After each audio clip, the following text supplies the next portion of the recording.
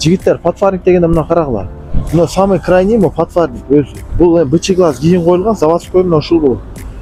Машинанын но эң чекесин көрсөтөт да, мисалы алыстан көргөндө мына машинанын канчалык чоң экенин көрсөтөт. Машинанычы. Алдында мына эки подфарник болдубу? Эми аркасын өтөбүз.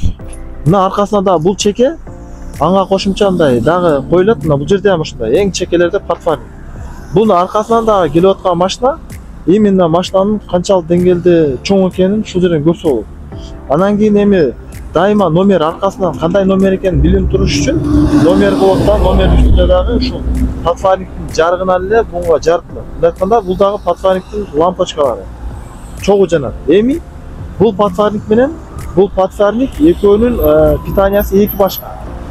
Бир эле күч айтып, бирок реледен чыккандан кийин бул отдельно предохранитель, нар жагына отдельно предохранитель. Себеби бунун предохранитель күйө турган, bundan өзүнөн замыкание чыга турган болсо, нар жагы дагы өчүп калбаш үчүн атайын мунга отдельно коет дагы, нар жагына отдельно коет. Бирок мунун шериги бунун алды эмес, бунун карама каршы крест болот. Мисалы арканкы правый, алдыңкы левый экөө бир предохранитель болот. Бул жакта алдыңкы правый предохранитель, арканкы бул. Номер разрешения болсо, либо бунга же бунга кошуло берет. Мына кийин подфарник жакканда салондо күйө турган лампочкалар, бул жердеги полный лампочкалар, бул баардыгы подфарник менен кошо жанат. Бул жерде адеп кнопкаларда, бул жакта кнопкаларда бүт жана турган лампочкалар подфарниктин негизинде жанат. Эми бул болсо, мисалы, бунга отдельно реле, отдельно предохранитель болбойт. Бул болсо либо правый, либо левый экөөнүн бирөөсүнүн предохранителине кошуло берет. Себеби булар аз эле токко жанып иштей берет. Ошол себептен бул системасы ошондой иштейт. Подфарникке ближний, дальний зависимый болот. Мисалы, азыр мисалда бизде бу жерде мына жарык көрүнөбү? Ооба. Жарык. Мисалы азыр биз дайым байкабайбыз, бирок мына подфарникти биринчи бурайбыз, анан ближний бурайбыз. Ошо, то есть через подфарник буралат да. Ошол подфарник полный разрешение берет. Сен подфарникке койдуңду, анан кийин ближний күйөт. Если сен подфарникке мындай койбой эле ближний жаксаң, ближний күйбөйт, потому что бул подфарник айтылышы эле подфарник болот. Фаранын астында полный отвечать этет. Ошо подфарникке койгондо баары жанат, анан ближний койсоң ближний жанат. Даже мо дальний дагы ошо через подфарник жанат. Ошон үчүн подфарник эгер иштебей калса, силерде ближний, дальний дагы күйбөй калышы мүмкүн. Кээ биркилерде независимый болот, ближний, дальнийлер. Андайларда уже без подфарникте эле жана берет. В основном зависимый болот.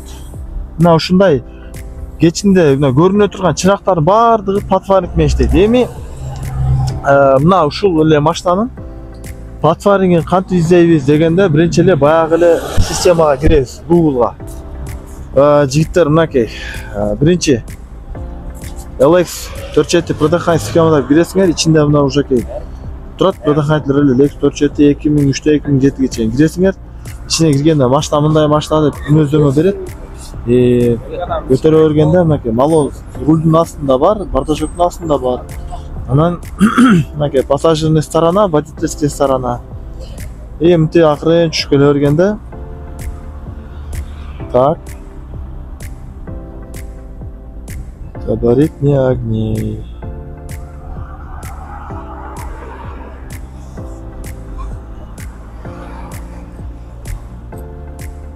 Двигатель, аудио.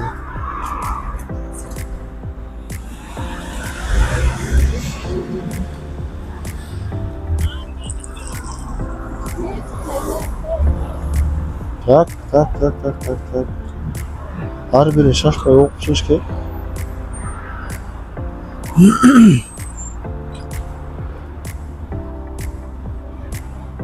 Моторный отсекке чөз.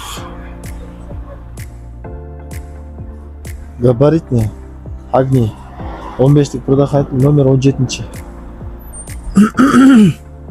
Мынакей 17-чи подфарниктики. Мына ошентип табып алмаштырасыңар. Эми бул бир. Эми дальше. Мисалы, подфарникти алмаштырыш керек болуп калса, жигиттер. Ар машина ар башка. Мисалы, подфарникти алмаштырыш үчүн мына машинада очки чечилет. Очки чечилиш үчүн биринчи муну чыгарыш керек мына. Мына ак чыгат. Nerede bir samarez бар, nerede bir samarez alınıp no açkı çıkkandan keyin mына бул жерде bir samarez бар мынакей. Ушуну чечип, түгүнө bir samarez чечип анан мына чыгат. Мисалы ар машинада ушундай. Эми подварник десе, подварник кичинекей нерсе деп ирунда айтып алып, анан кийин көп менет кылып отурбагыла. Ошон үчүн ар бир машинада изучать этип, анан точно маалыматы бар болгондон кийин, анан кийин баалагыла. Любой эле подварник мисалы оңой болбойт. Мына жерде подварникке доступ жок. Подварникке жетиш үчүн мисалы кээ бир машиналарда муну аккумулятор чечишке туура келет. Аккумулятор чечесиң, колуңду саласың, кайра кирмесине кылып жабасың, суу киргизбей турган. Айтор, любой эле машинада айтылыш кичинекей болгондо дагы обслуживаниясы оор болуп калышы мүмкүн. Ошондуктан маани бересиңер. Мисалы, и хорошо уже ачтыңар, лампочканы алмаштырганда дагы плюс-минус тандайт. Мисалы, оңунан салсаңар жамбаса, солунан салып жандырып, айтор мындай ушундай ар бир ишке детально карайсыңар. Анан кийин вообще мына ушул жерди чечип кылышыңар керекпи? Могу зазорлорун полный көрүп аласың дагы. Дал ушул зазорун кайра ошо ордуна алып катырып бересиң. Эч жерде сенден сарапина, парапина калбаш керек. Мына ушундай алып өзүңөрдүн машиналарды чечип, айыбын табып, тренировка кылып, анан бизге видео отчет кылып таштайсың.